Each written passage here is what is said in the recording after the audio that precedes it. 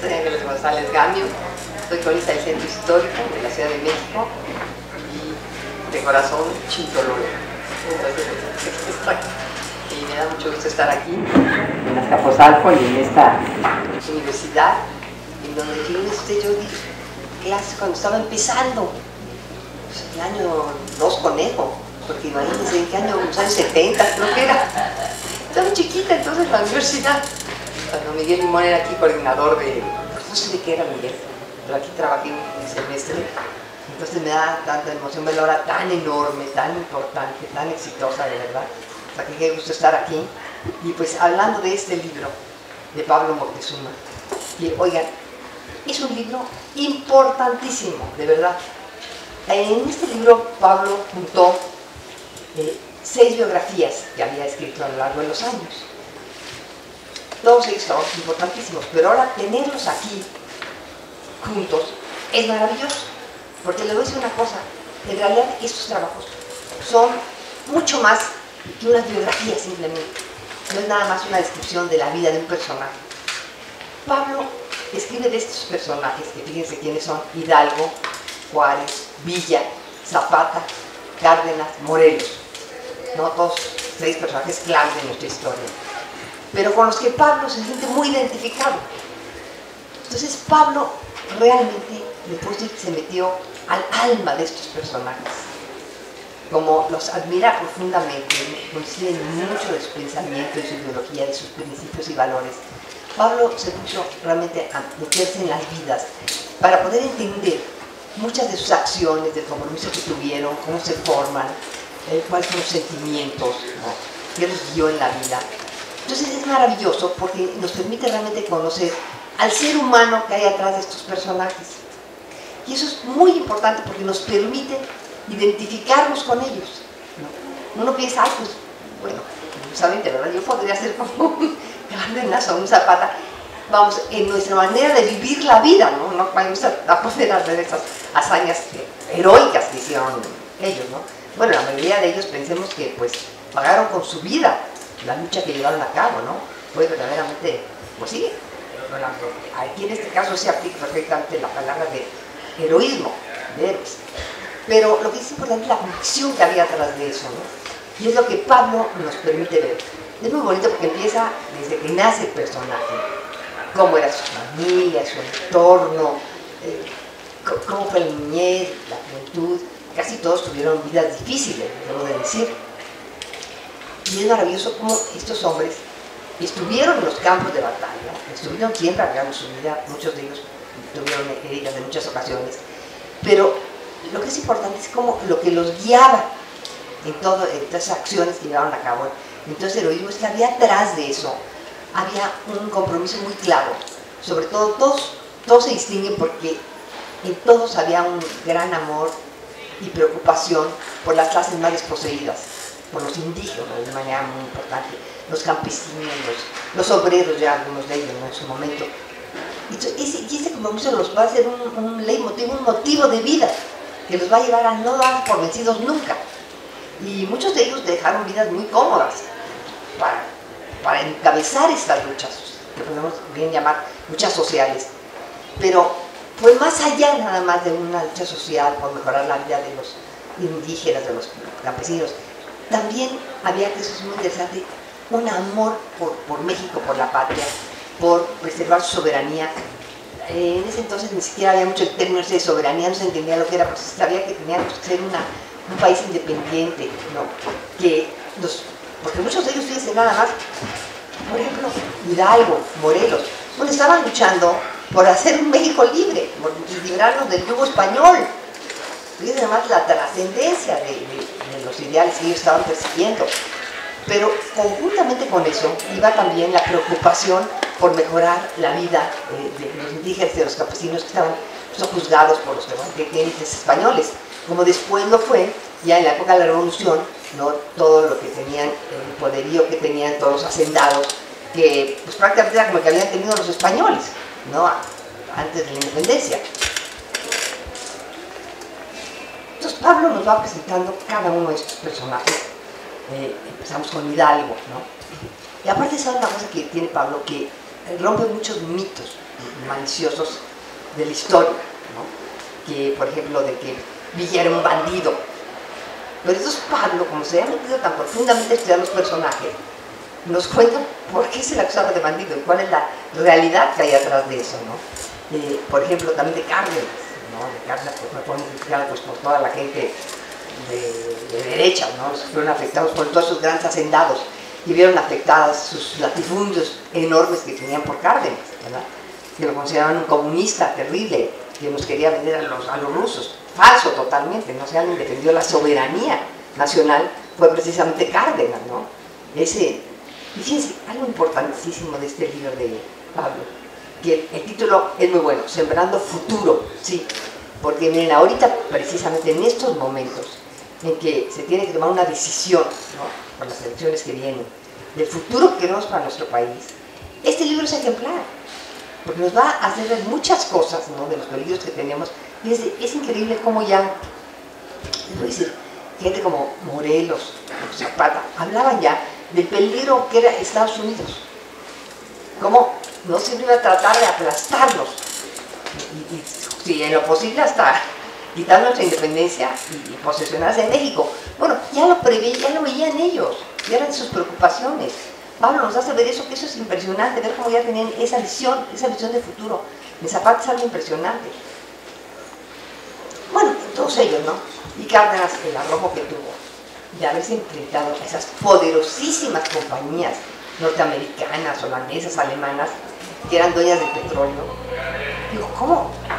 A mí hay dos acciones en la historia de México que verdaderamente me sorprenden por el valor que tuvieron los que lo llevaron a cabo. Una es la que tuvieron los liberales, ¿no? Pues, por Benito Juárez, como sabemos, pero bueno, era todo un grupo, ¿no? Pero Benito Juárez impulsó muchísimo eso. La cuestión de las leyes de reforma. ¿Cómo se pudieron enfrentar a la poderosísima Iglesia Católica? Que era, bueno, tenían un poder político porque tenían un enorme poder económico. Se habla que el 47% de las propiedades urbanas y rurales de México eran de la Iglesia. Bueno, eran los principales prestamistas. Le prestaban dinero al gobierno, imagínense nada más. Pues Benito Juárez y los liberales se enfrentan a ese poderío y le dicen, señores, se acabó, fíjense nomás que esto ya no va a ser así. Primero ya ustedes no solo van digamos, a certificar los matrimonios, los bautizos, no, ahora va a ser el matrimonio civil y las actas del registro civil y los matrimonios civiles. Imagínense el golpe para la iglesia, ¿no? Porque ahí lo único que existía es muy curioso cuando uno estudia a los personajes de la primera mitad del siglo XIX o anteriormente, pues tienen que ir a los archivos parroquiales, porque las actas de matrimonio eran las actas de bautismo, las actas de matrimonio. Después de esa fecha ya se acude al registro civil. Pero bueno, pero lo más difícil fue, lo más increíble fue quitarle los bienes a la iglesia. Esos enormes conventos que estaban llenos de obras de arte valiosísimas, comenzando por los propios retablos, los propios altares, esos barrocos, todos recubiertos de oro. Imagínense que las imágenes a las vírgenes las adornaban con joyas auténticas, con esmeraldas, con rubíes, con perlas. Los mejores artistas les pintaban los cuadros, todos los grandes patios del convento, los claustros estaban todos cubiertos y los pasillos con obras de arte maravillosas de Villalpando, de Cabrera, de todos los grandes pintores virreinales. Tenían unas bibliotecas, bueno, eran tan valiosas que son las que fueron la semilla para la creación de la Biblioteca Nacional, que fundó Benito Juárez ahí en el que había sido el convento de San Agustín. Así surge esta biblioteca. Entonces, imagínense nada más quitarles los bienes a esos poderosísimos gremios, ¿no?, clericales. Bueno, pues se aventaron ese tiro. Todavía me sorprende. Y la otra gran acción, que también fue de un valor impresionante, pues fue esa que estamos comentando de Lázaro Cárdenas, cuando les quita la propiedad a las empresas estas petroleras norteamericanas y holandesas, etc. Bueno, todas estas cosas Pablo pero nos las platica, pero le voy a decir una cosa que es deliciosa de leer a Pablo. que Pablo dice, estos libros están trabajados con un enorme rigor histórico, porque todos los datos históricos que nos da Pablo son absolutamente rigurosos, pero nos los cuenta de una manera tan amena, que este niño precioso que está aquí atrás, que me dijo cómo se llama, de los ojos bonitos de Capulín, Max, el gran Max, se va a divertir leyendo estos libros. Y lo mismo un historiador con 3 doctorados, que ese es un gran talento que tiene Pablo. Pablo, de verdad, es como leer unas novelas, pero son todos datos históricos. Como Pablo se mete al alma del personaje, entonces nos lo hace vivo. Y bueno, se enamora uno de algunos, muchachonas, te los digo, dicen, ay, bueno, Zapata, Dios, con sus ojos de obsidiana, como dice Pablo. Y así, bueno, yo diría que de todos, lástima que no hay una heroína aquí para que ustedes se enamoran de ella, muchachos, pero bueno, se van a enamorar en el buen sentido. Yo les quiero leer, en Zapata particularmente, Pablo le escribe una carta, porque, bueno, yo diría que Zapata yo creo que es de esos más cercanos de tu corazón, ¿verdad, Pablo? Ese es mucho tú, ¿verdad? Que coincido con él. Entonces Pablo se fue, desde que iba años fascinado con la figura de Zapata, y se fue a todos los lugares donde estuvo Zapata, habló con gente de su familia que todavía vivía, algunas fueron sus novias, o sea, se metió realmente a la vida de Zapata, pero por años. Entonces imagínense, yo creo que pocas gentes conocen al personaje como Pablo. Entonces le escribe una carta, porque se fascina cómo Zapata pudo tener esos alcances, esos principios, ¿no?, tan claros, un hombre que no había tenido una educación formal, y que sin embargo tiene esa claridad en su pensamiento de su compromiso con México, con la patria, el compromiso que toma, porque él era un hombre, fíjense, que tenía una buena posición económica, aunque venía de una familia, venía de algún lado sangre indígena, y que había sido desposeídos, como casi todos los campesinos de México, de sus tierras y del agua por los terratenientes. Sin embargo, él que era un hombre muy inteligente, que era muy brillante, muy audaz, pues se dedicó a ser arriero, con lo cual hizo un buen negocio, alquilaba tierras, sembraba. Doble caballo. Ah, sí, bueno, claro, era un gran jinete, aquí un charro de excelencia, el gran presidente de los charros, tiene esa parte que nos podrá decir de Zapata, que era un gran jinete, ¿cómo no? Por esa razón, bueno, el yerno de Porfirio Díaz, ¿verdad?, Nacho de la Torre, lo quería tener de caballerango, sus caballos finísimos, que tenían unas cuadras, tipo caballos de pura raza aquí en la Ciudad de México, y hubiera tenido una posesión maravillosa. Pero él desechó todo eso para defender las tierras de sus compatriotas, ¿no?, indígenas, de los campesinos. Como él decía, yo no entré a esto por dinero ni por tener, yo ya la tenía. No, era porque él realmente creía en el fondo de su corazón que tenía que rescatar las tierras para todos los campesinos, y el maltrato de los capataces, todo el maltrato que tenían todos, pues toda la gente pobre en México, la verdad, fueran campesinos, fueran indígenas o no, que es lo terrible, que en muchos sentidos, en muchos casos sigue sucediendo. Lo muy tremendo es que esa lucha, como bien dice Pablo, Zapata vive, la lucha sigue, y es cierto. Pablo dice, Zapata no ha muerto, y coincido con él totalmente. Yo quiero leer, ya nada más para terminar, un pedacito de la carta que le escribe Pablo a Zapata. No, pues que ¿dónde estarán los libritos, Pablo, que yo te escribo? El sobre amarillo. Ah, me lo presta tantito porque aquí, porque para que no llegue aquí en este. Qué bueno que ya lo puse, porque miren, estos eran los libritos dispersos, y ahora ya todo en uno solo. Yo les voy a decir, este libro debería ser lectura obligatoria para todo político, gobernante, de cualquier nivel, y por supuesto, libro de texto obligatorio. Les aseguro que serían otra clase de mexicanos, y para que los gobernantes aprendan cómo hay que amar este país y cómo hay que comprometerse con este país, cómo hay que gobernar este país. Entonces yo les voy a leer la cartita esta. Sí. Porque a Pablo Camilo le intriga mucho cómo Zapata fue como fue. Entonces, voy a poner al principio le dice: recibe un atento saludo de mi parte. Le escribo esta carta porque estás más vivo que nunca. ¿Te acuerdas que trataron de matarte? ¿Recuerdas lo que sentiste cuando decenas de fusiles te apuntaron en Chinameca? Cuando vomitando fuego te derribaron del caballo. ¿Recuerdas el sabor a polvo y sangre aquel 10 de abril de 1919?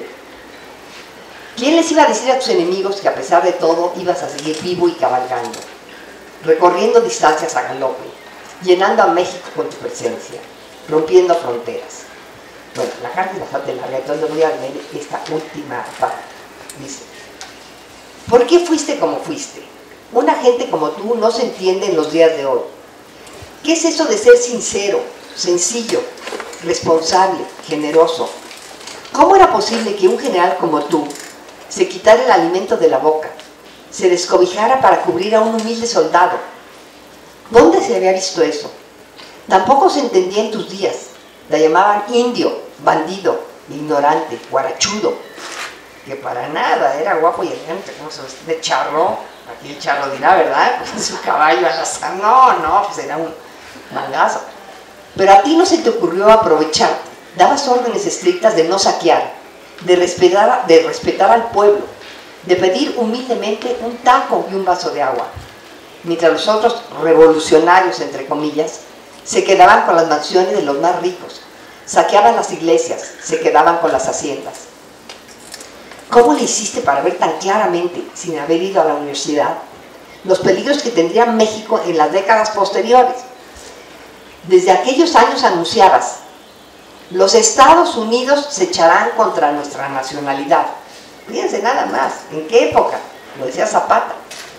Y a pesar de que te consideraban ignorante, tú eras el que daba las ideas, el que guiaba, preveía, alertaba. ¿De qué madera te hicieron? ¿De qué árbol salió tan buen fruto? Tenías hondas raíces nahuatlacas, de tus abuelos que lucharon con Morelos en el sitio de Cuautla, y con Juárez en la intervención francesa. En fin, Emiliano, son tantas las preguntas que no me responden tus ojos, tus bigotes, tu foto a caballo o con el rifle en la mano. Son tantas las cosas que no sé de ti, que me pareció importante ir más allá de tu figura y de pronunciar tu nombre con respeto. Se hizo necesario regresar y buscarte y encontrarte, y seguir tus pasos, escarbar entre tus antepasados, verte nacer y crecer. Se me hizo necesario saber qué decía la gente de ti, sentir tu dolor, gozar tu alegría, palpar tu carácter, conocer tu experiencia, tu vida y tu lucha. Y para comprenderla mejor, escribí un libro, para poder entender por qué saliste tan valiente, tan claro, tan íntegro, para saber cómo hemos de hacerle para ser justos y sencillos, valientes y honrados, responsables y generosos como tú lo fuiste. Tu proyecto de nación, basado en el poder y la autonomía municipal, en una democracia a la mexicana, es el mejor proyecto si se trata de que en México triunfe la democracia, de que cada comunidad participe en la toma de decisiones, de que haya justicia para los trabajadores. Tú, que siempre te preocupaste por la alianza entre obreros y campesinos, por decretar leyes más justas para el trabajador. Emiliano Zapata, un hombre que es más que un nombre, en letras de oro en la Cámara de Diputados, nombre en calles y avenidas, nombre de escuelas y de asociaciones de taxistas, de vendedores ambulantes, de organilleros, nombre de asociaciones campesinas y urbanas, de guerrilleros, nombre de centro de acopio de locales y auditorios, de cines y teatros, nombre de película de Marlon Brando. Sí, más de eso. Tú, Emiliano Zapata, eres más que tu nombre, eres más que el hombre que fuiste, más que la llama de tus ojos encendidos, ojos de obsidiana, fuego de energía, fuego que enciende nuevos valores, nuevas formas de ser, fuego que nos funde, nos compromete en estos nuevos valores de amor, de respeto, de entrega al pueblo trabajador, a la patria, a la comunidad, a la tierra, a la verdad, la justicia, a la paz, a la democracia, a la independencia. En mi libro te he querido encontrar, el hombre detrás del nombre de Emiliano Zapata Salazar, encontrarte, seguirte. Bueno, Emiliano, no me despido, porque a cada rato nos encontramos. Tu amigo y admirador, Pablo Moctezuma Barragán.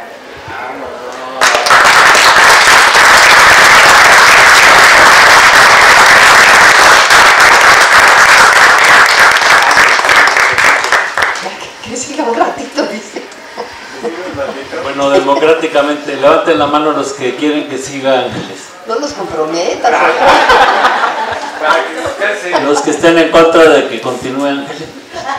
Para que descanse No, Dios, Absten- tiene que ser votos secretos. ¿Cómo quieres que digan ya que se calle la señora esa? Abstenciones. Ni modo, por unanimidad. Ángeles, para que descanse tantito, quisiera narrarles un A ver, poquito sí, de mira, a ver Zapata, aquí. la importancia de Zapata en A la ver, charrería. sí, toma, agarra. Así descansa tantito. Sí, me parece muy bien, ¿no? Sí, claro que sí. Soy Gabriel Torres de la Hoz, Charro de Azcapotzalco, es presidente de la misma desde hace 43 años. Tuve el honor de conocer al chintololo número 1, que es Pablo Moctezuma Barragán, y desde que lo conocí y me entregó su libro, soy su fan número 1. Hablar de Zapata es muy importante porque ha prevalecido en la charrería, patrimonio cultural y material de la humanidad desde siempre. Nosotros, en el atuendo de gala, cuando ponemos botonadura completa, le decimos al sastre, solapa, Zapata, porque él fue el que diseñó el traje que ustedes ven en las fotografías con la banda y su Winchester, la solapa. Nosotros la seguimos usando. Hay acciones de charros Emiliano Zapata en toda la República y en Estados Unidos. Fíjense, en Estados Unidos, en California, es la acción de charros Emiliano Zapata. Imagínense ustedes eso, en Estados Unidos. Ahora, la Peña Charra, que es internacional, acaba de autorizar el jueves que la acción de charros en España se llama Emiliano Zapata. Por eso quise que Ángeles tantito descansara para darles este breviario. En el Sol de México me tienen las órdenes y en el esto. Tengo una estación de radio aquí cerquita, no puedo llevar ahorita a don Pablo porque tiene vera. Pero vamos a hablar mucho de este libro de Emiliano Zapata ahí en la estación y vamos a invitar a Ángeles González. A sus órdenes. Muchas gracias. Sí, fíjense que esto de la fiesta de la charrería es de verdad, eso también es una cosa importantísima para nosotros. Yo creo que es el deporte, bueno, sin duda más mexicano, que más representa a México, ¿no? Si alguien quiere imaginarse una imagen mexicana, es el charro. Y es maravilloso que hayan logrado ya que sea un reconocido como patrimonio de la humanidad. Y oigan, los que no lo conozcan, les recomiendo mucho que vayan a visitar el Museo de la Charrería. Está ahí en Izazaga, enfrente del claustro de Sor Juana, ahí cerquita de la fuente del Salto del Agua. Isabel la Católica e Izazaga. Ocupa lo que era el templo de un antiguo convento, el convento de Montserrat, de unas monjas españolas, que fue de los que le quitaron, por cierto. El convento de Montserrat. El convento de Montserrat. Se los expropiamos. Se los expropiamos. No, los charros también tienen lo suyo. No, pero es precioso porque fíjense, ahí hay una colección de sillas de montar, de espuelas, de armas, de trajes de charro, de trajes de charra, de sillas de charra. No saben qué cosa. Bueno, les voy a decir, está la silla de montar de Pancho Villa, preciosa, con la cabeza de la silla tiene el águila mexicana, es de plata. Y solamente los generales tenían derecho a tener, ¿verdad?, el águila grabada en la silla de montar, una silla. Y está la silla de Maximiliano. Óiganme, de pobre Maximiliano, sí. Bueno, no, pobre sin decirlo. Sí me da pena Maximiliano, porque él sí creía cuando vino a México que el pueblo mexicano clamaba por él, se vestía de charro y hablaba español y todo. Él quería ser como mexicano, bueno.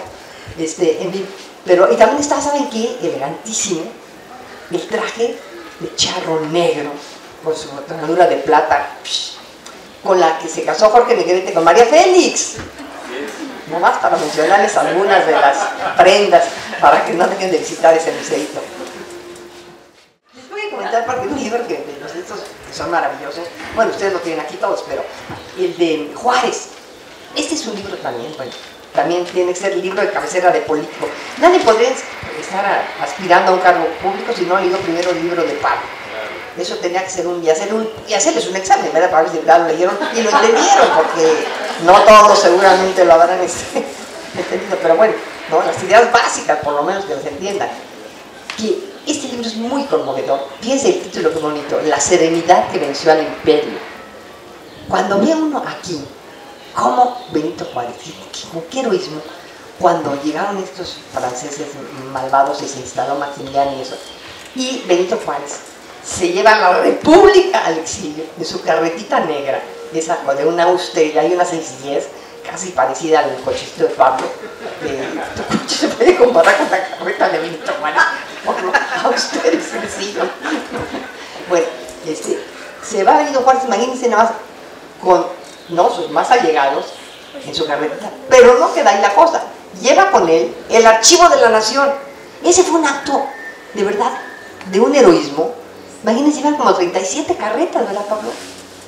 Algunas jaladas por vacas y por cualquier animal que podían, porque imagínense, porque lo que era recorrer hasta el norte del país en esa época, jalando 37 carretas, porque él sabía el valor enorme que tenía el archivo de la nación, nuestra memoria. Eso es importantísimo. Bueno, en gran medida, estas cosas se pueden hacer gracias en gran medida a los archivos, imagínense, nuestra memoria. Bueno, pues ahí fue Benito Juárez, siendo acosado, perseguido, unas condiciones infames, hasta que finalmente llegó a Coahuila y ya estaban a punto, ya sabía que estaban a punto de que los atraparan, y entonces le encargó ahí a un cacique de la región, pero un cacique bueno, que escondieran el archivo. Entonces todos los indígenas de la zona, ¿no? Fíjense, entendieron el valor, a pesar de ser gente iletrada prácticamente, de que eso era algo valiosísimo. Lo escondieron en la famosa, en una gran cueva, que se conocía como la Cueva del Tabaco, una gran caverna. Ahí lo escondieron, y cuando llegaron ahí los franceses y trataron de averiguar dónde estaba, inclusive torturaron a varios de los indígenas para que confesaran dónde se había escondido el archivo, nadie confesó. Fíjense, además estuvo ahí escondido 3 años. Gracias a eso tenemos esa memoria de México. Fíjense, es que el heroísmo al que llegaron esos hombres, el amor que le tenían a México, imagínense huyendo, tratando de salvar su vida y jalando las carretas con el archivo. Es una cosa increíble, ¿no? Qué hazaña. Y bueno, aquí nos cuenta Pablo todo eso y nos cuenta, por ejemplo, como siempre les digo, que se mete al alma de los héroes, ¿no? Y nos hace humanos, nos los acerca, nos vuelve seres humanos, pues la pena que fue para él cuando Margarita se tuvo que ir al exilio a Nueva York y se le murieron ahí 2 hijos. Las cartas, bueno, le sacan unas lágrimas verdaderamente. Y son las cosas que de repente uno piensa de lo que sacrifican estos hombres, lo que sacrificaron en términos familiares, ¿no? Benito Juárez era un hombre muy de familia, amaba profundamente a sus hijos, y tenerlos lejos. La pobre Margarita sabía que estaban en las condiciones horribles, con esos fríos espantosos neoyorquinos. Pues a Grau se le murieron 2 hijos, y el dolor espantoso de perder el hijo y no poder estar al lado de su esposa para consolarla, ¿no? Pues todas esas cosas Pablo nos las pone aquí de una manera tan, de verdad, tan cercana, tan conmovedora, que sí es una manera de verdad de conocer nuestra historia, en que nos vamos a sentir plenamente identificados con estos personajes, y que nos hace ver, Pablo, como les decía yo, que todos podemos vivir, intentar por lo menos vivir la vida así como estas personas, porque atrás de eso había un enorme compromiso, un amor a México, un amor y preocupación por los no desposeídos, por un compromiso, ¿no? con que se acabe esta desigualdad espantosa que no logramos eliminar, a pesar de todo el sacrificio de todos estos hombres y mujeres, que también algunas de refilón aparecen por ahí. Habrá que hacer uno de las mujeres, Pablo también. Bueno, pues oigan, pues yo ya con eso termino, y de verdad, Pablo, te felicito muchísimo y te agradezco enormemente que nos des esta obra, que de verdad te digo, debe ser un libro de texto obligatorio en todas las escuelas, y libro obligatorio para todo político, gobernante y etcétera. Muchas gracias.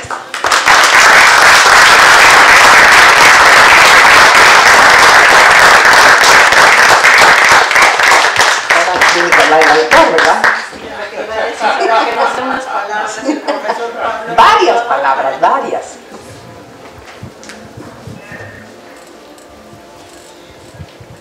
Aquí hay sillas todavía para... Pasen, por favor, adelante.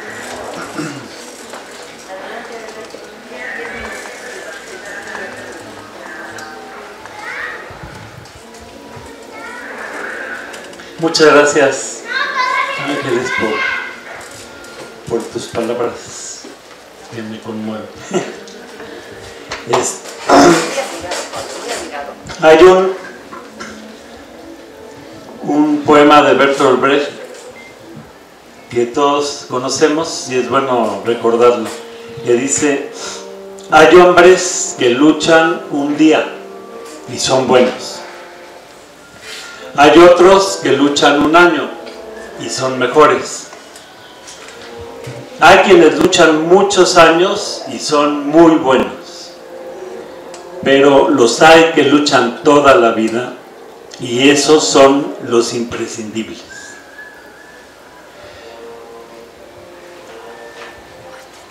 Hidalgo, Morelos, Juárez, Villa, Zapata, Cárdenas son de los imprescindibles, son de esos hombres que lucharon toda su vida y que enfrentaron las contradicciones de la época y lograron llevar adelante a nuestro país.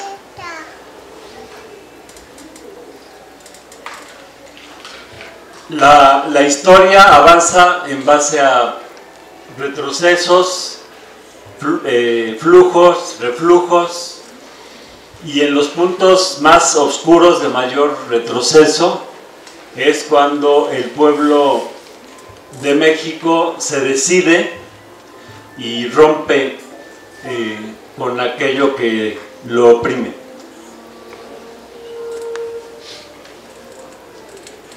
Pero hay ciertos hombres que son la expresión, la personificación de esa lucha popular. Estos hombres no serían absolutamente nadie si no es porque detrás de ellos estaba cientos de miles, millones de mexicanos.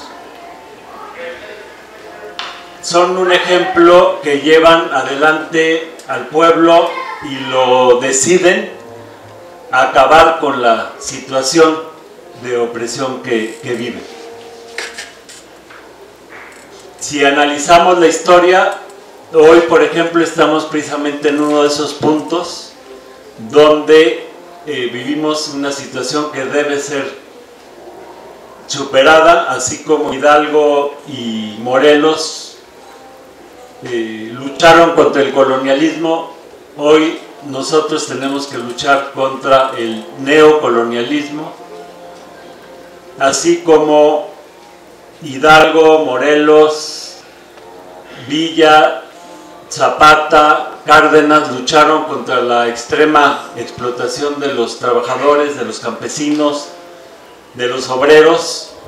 Hoy por hoy las condiciones laborales pues son peor que nunca.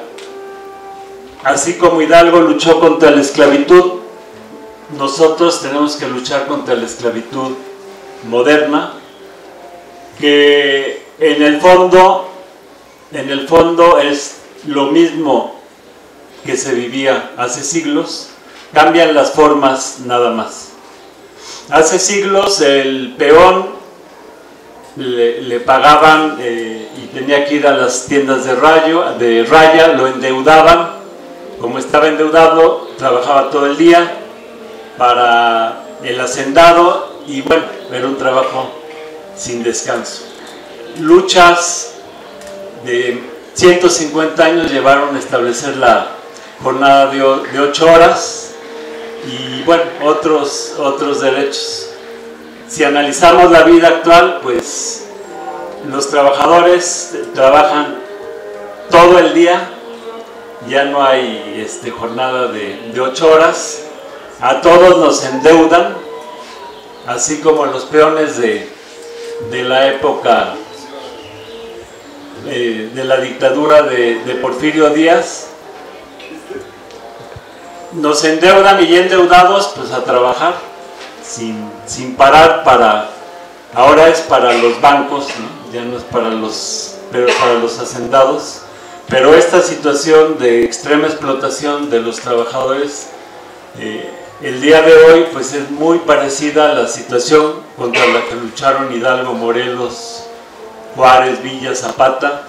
Juárez enfrentó a las grandes corporaciones de la época, que bueno, en aquella época, como bien dijo Ángeles, era la Iglesia Católica, que era el banco, y era dueña de la mitad de las propiedades urbanas y rurales. Hoy por hoy nos enfrentamos a las corporaciones claro, son corporaciones de otro tipo, pero pues son las que se llevan todas las ganancias a costa de el sufrimiento de millones de trabajadores. Últimamente ha salido a relucir Germán Larrea, pues que debe 65 vidas allí en Pasta de Conchos, y no solo no hicieron nada por rescatar a los mineros, sino que ni siquiera han rescatado sus cuerpos. ¿Y por qué no los han rescatado? Pues es obvio, si abren, se hacen una excavación, etcétera, quedaría plenamente comprobado el crimen industrial, el crimen que cometió la empresa y el homicidio de estos trabajadores, porque desde hacía días que olía a gas metano y pues a la empresa no le interesó. También salió a relucir el dueño de Coppel, de las tiendas Coppel. Y bueno, hay que recordar que en febrero de 2010 estaban unas trabajadoras en Culiacán, Sinaloa, encerradas en la tienda porque iban a hacer un inventario. Entonces el patrón pues, se le ocurrió que hay que encerrarlas, ¿no? Por desconfianza. Las 5 puertas estaban cerradas con candado, con cortinas, etc. Hay un cortocircuito, empieza un incendio, las trabajadoras, ya somos muy modernos, entonces las trabajadoras con sus celulares rápidamente le avisaron a sus familiares, pero estaban encerradas. Llegaron los rescatistas y cuando lograron penetrar en la tienda estaban muertas las 6 trabajadoras. Entonces, viendo estas situaciones y viendo la situación que había previo a la independencia, previo a la reforma de Juárez, previo a la revolución o al cardenismo, pues vemos que hemos sufrido un profundo retroceso y que necesitamos revertir esta situación y salir adelante en las condiciones actuales, que son condiciones que también han cambiado. Y además son condiciones bajo el capitalismo actual en el que la explotación y el saqueo se redobla como nunca. Durante toda la colonia, 300 años, se llevaron 190 toneladas de oro los colonialistas. Últimamente, en los gobiernos de Fox y Calderón, se llevaron las corporaciones mineras 770 toneladas de oro.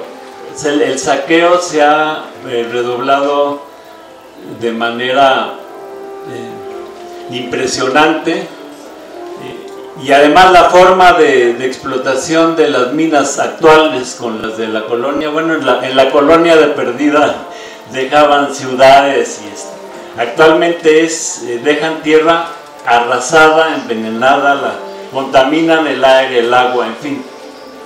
El saqueo minero hoy pues es mucho mayor que el de la época de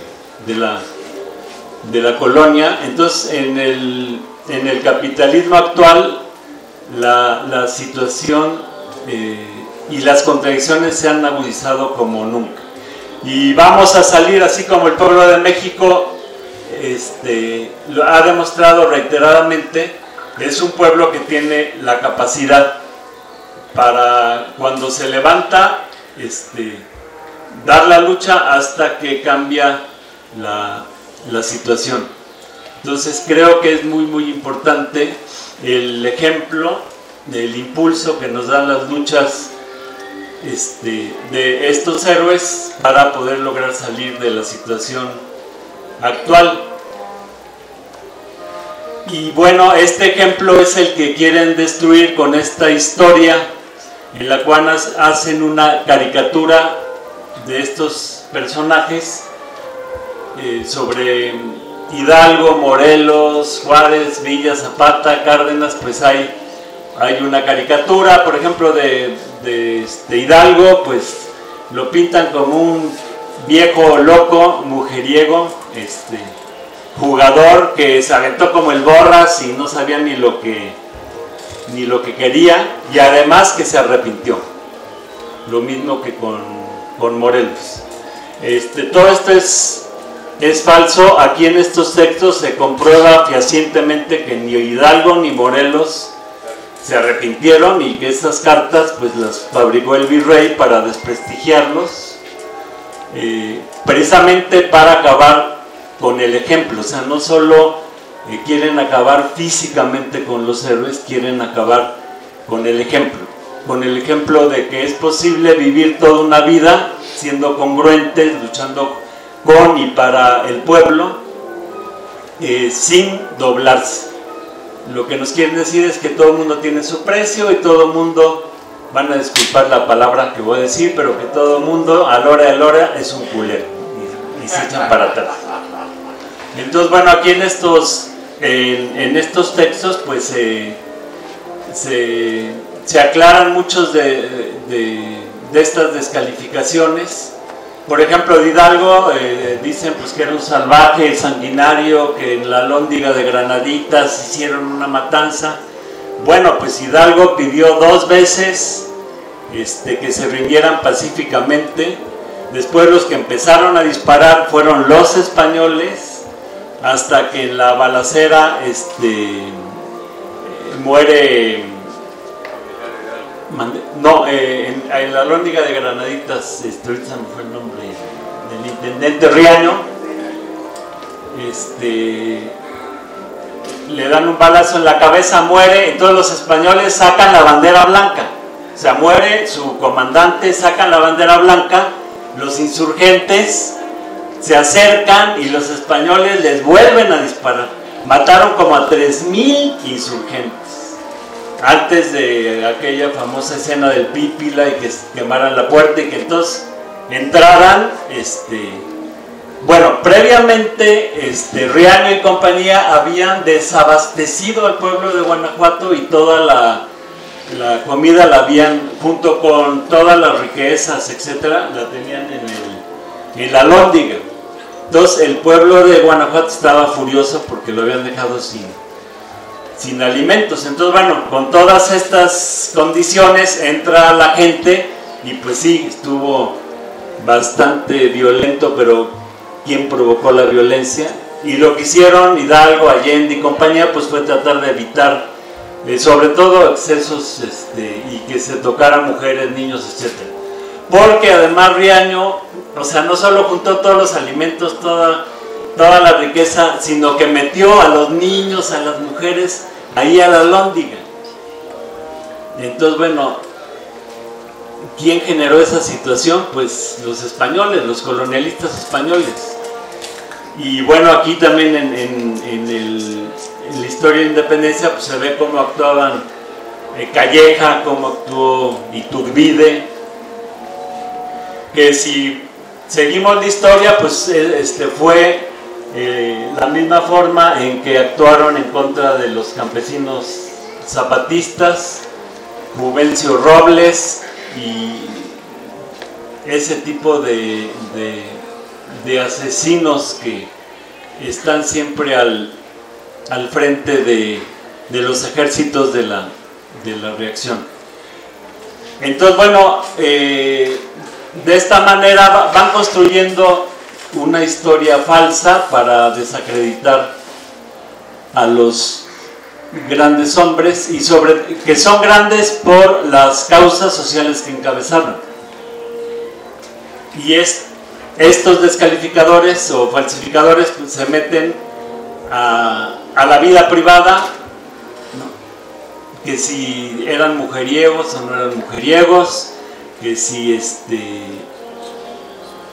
casi cuántas veces al día iban al baño, que son cuestiones íntimas que para el efecto pues no son importantes. Lo importante en ellos es su aportación a la sociedad, Por ejemplo, de Villa, pues se habla que si tuvo 35 mujeres y 40 hijos, pero no se habla que Villa decretó que toda la producción tenía que ser nacional y que había que expropiar a las compañías gringas.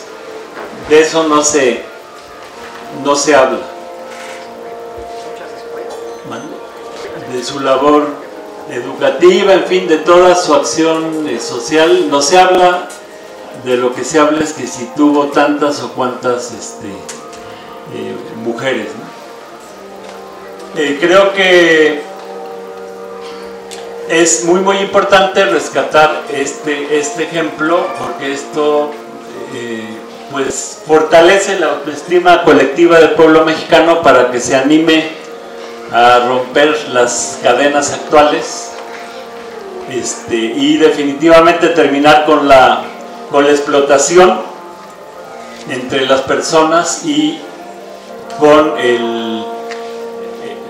la situación de neocolonialismo, de sujeción que vive en México. También en la historia, bueno, se aprenden lecciones. Una de ellas muy importante es ver cómo después de cada gran gesta, la independencia, la reforma, la revolución, quien queda en el poder son las clases dominantes, que pues son las que meten reversa. Entonces la lección es clara: en el próximo round que nos aventemos, quien quede en el poder tiene que ser la clase obrera, los trabajadores. Hay ciertos pasajes que sí nos deben de hacer reflexionar, como cuando Villa y Zapata se juntan en Palacio Nacional el 4 de diciembre de 1914, y en lugar de tomar el poder y salir al balcón y decretar la expropiación de la tierra y de las grandes fábricas, o sea, de hacer la revolución, pues cada quien se va a su rancho por una posición anarquista de que fuchi, ¿no? Que Zapata hasta dijo, al que me proponga que me siente en la silla, me lo trueno, ¿no? Entonces esta posición anarquista de rechazo al poder, que no es más que dejar que ese poder pues lo tomen las clases dominantes, que es lo que sucedió. Llega Carranza, paradójicamente el primero que decreta con la ley del 6 de enero de 1915 expropiación de tierra fue Carranza y no Villa y Zapata. Entonces, bueno, este tipo de pasajes nos dan lecciones históricas. Cuando el trabajador, porque en el diciembre 14 habían triunfado militarmente, estaban en posición de fuerza militar Villa y Zapata, como para tomar el poder, y no lo hicieron. Por ejemplo, es importante ver el ejemplo de Morelos, como Morelos pues sacrifica todo en aras del Congreso, y lo primero que hace el Congreso, lo primerito es destituirlo, humillarlo, y cómo dedica también una correlación de fuerzas muy favorable, pues se dedica a hacer el Congreso y la Constitución, en lugar de primero rematar a los españoles, y luego ya se puede organizar el Congreso, etcétera. Entonces, con este tipo de concepciones pues no ayudaron a que triunfara el movimiento popular. Y bueno, también ver cómo las posiciones que se van tomando en aquella época, pues luchaban contra el rey, contra el absolutismo, pero pues iban a otro extremo. Nada más vean, cuando en la Constitución de Apatzingán, que iba a organizar un nuevo poder, bueno, el gran mérito de Morelos es que fue el primero en desconocer al rey, a la monarquía, establecer la república, cosa que no hizo Hidalgo, y no lo hizo por táctica. En ese momento hubiera sido un grave error aventarse contra el rey, no era el momento adecuado. Hay una carta a Allende donde explica eso. No es que él estuviera a favor de Fernando VII, sino que en la lucha hay que tener tácticas, y Hidalgo dio un paso y Morelos dio otro paso. Hay que tener tácticas. Benito Juárez, en lugar de hacerle al héroe y quedarse en la capital a que le dieran en toda la madre los franceses, pues se fue a San Luis Potosí y luego se fue a Saltillo y luego a Monterrey y luego a Chihuahua y luego a Paso del Norte. O sea, retrocedió. ¿Por qué? Porque fue una táctica para preservar el movimiento, la lucha, y ya después vino la nuestra, ¿no? Entonces en la lucha hay que tener una estrategia clara y tácticas que muchas veces en las luchas actuales pues nos aventamos como el Borras y le hacemos al héroe y al mártir, pero pues nos dan en la madre, ¿no? Y todo sigue igual. Entonces, pero ya se me fue el hilo. Entonces Morelos luchaban contra el absolutismo y vean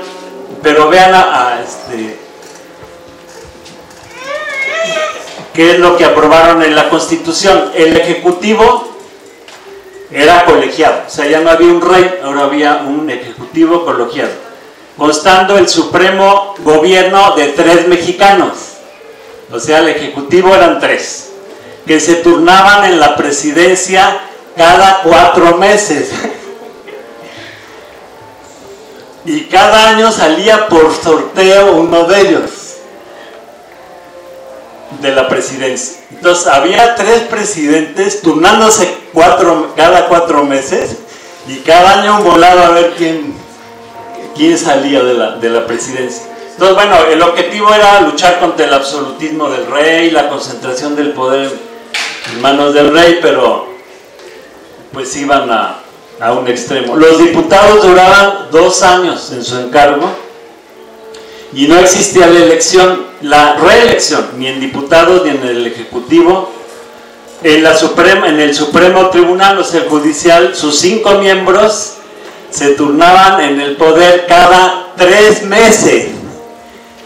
Entonces, bueno, aquí vemos, también hay que aprender a lo largo de todas estas luchas, pues poco a poco vamos viendo qué es lo que funciona y qué es lo que no, y tener 3 presidentes que cambian cada 4 meses y se rifan cada año a ver quién se va, como que no es la alternativa. Creo que de todo esto hay que sacar lecciones. Por ejemplo, se critica mucho a Juárez por sus reelecciones, pero estudiando la lucha, estudiando la guerra de reforma, la invasión francesa, y el papel que jugó Juárez, pues era imprescindible que se reeligiera. Y era una locura cambiar de jinete a mitad del río cuando nos tenían invadidos los franceses, que era la potencia militar más poderosa del mundo. Los franceses acababan de dominar el norte de África, el sudeste asiático, eran la potencia militar más poderosa, y aquí en México los derrotamos. Creo que eso es una hazaña que nunca debemos de olvidar. México fue el Vietnam del siglo XIX, así como Vietnam derrotó al imperio yanqui ante el asombro mundial, pues México derrotó al imperio francés ante el asombro mundial. Y no solo eso, ayudó a que cayera Napoleón III y al surgimiento de la Comuna de París, que fue el primer gobierno proletario del mundo. Entonces estas biografías lo que pretenden pues es aprender para la lucha actual. Por eso el título es Sembrando Futuro, porque de nada sirve irnos a refugiar por allá cuando enfrente tenemos una situación sumamente grave en México que tenemos que remontar. Y bueno, y aprender en lo personal de ellos, porque eran gente muy sencilla, muy preparada, no eran improvisados. Por ejemplo, de Hidalgo dicen se aventó como el Borras, pero Hidalgo hizo una labor de 20, 30 años con las comunidades indígenas. Sabía hablar ñañú, otomí, purépecha, náhuatl.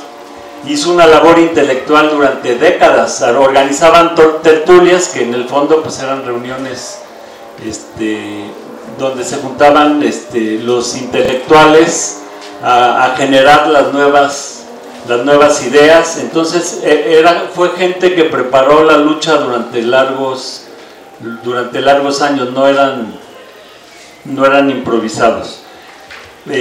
Muy sencillos, muy humanos, con el móvil de sacar adelante al país. Todos ellos ya tenían un modo de vida en el que hubieran podido vivir tranquila y cómodamente, sin broncas, toda su vida, y dejaron a un lado su comodidad, su tranquilidad, porque ponían en primer lugar al pueblo. A mí me conmueve mucho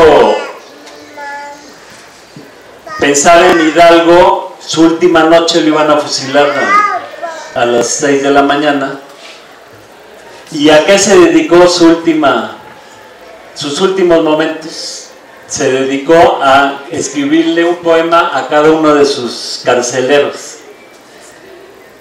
En eso gastó Hidalgo sus últimos momentos.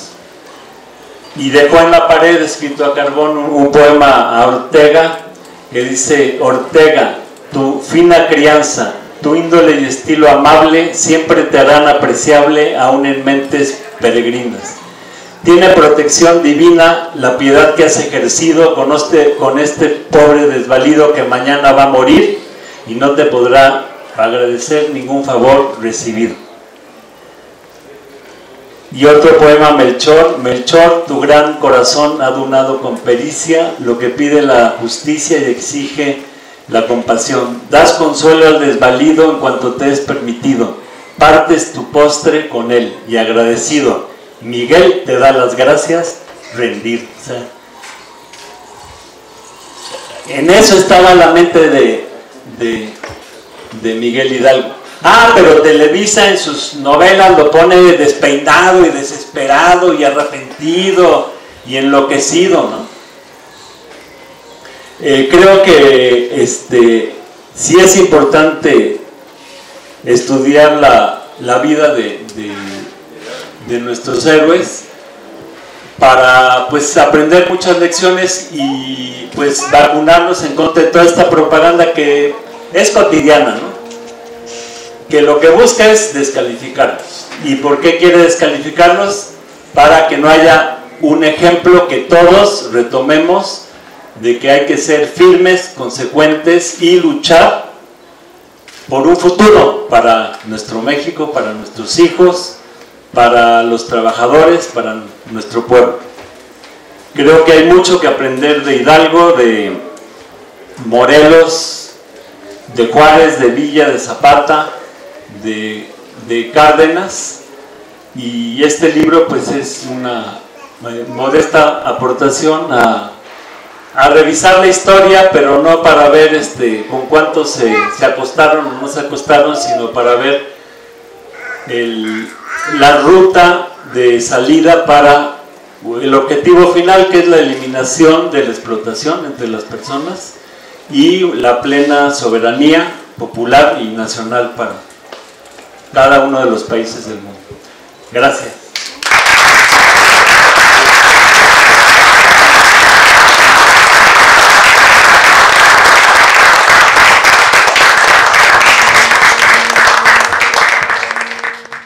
La Universidad Autónoma Metropolitana agradece a la profesora Ángeles González su participación y al profesor Pablo Moctezuma. Muchas gracias por estar con nosotros.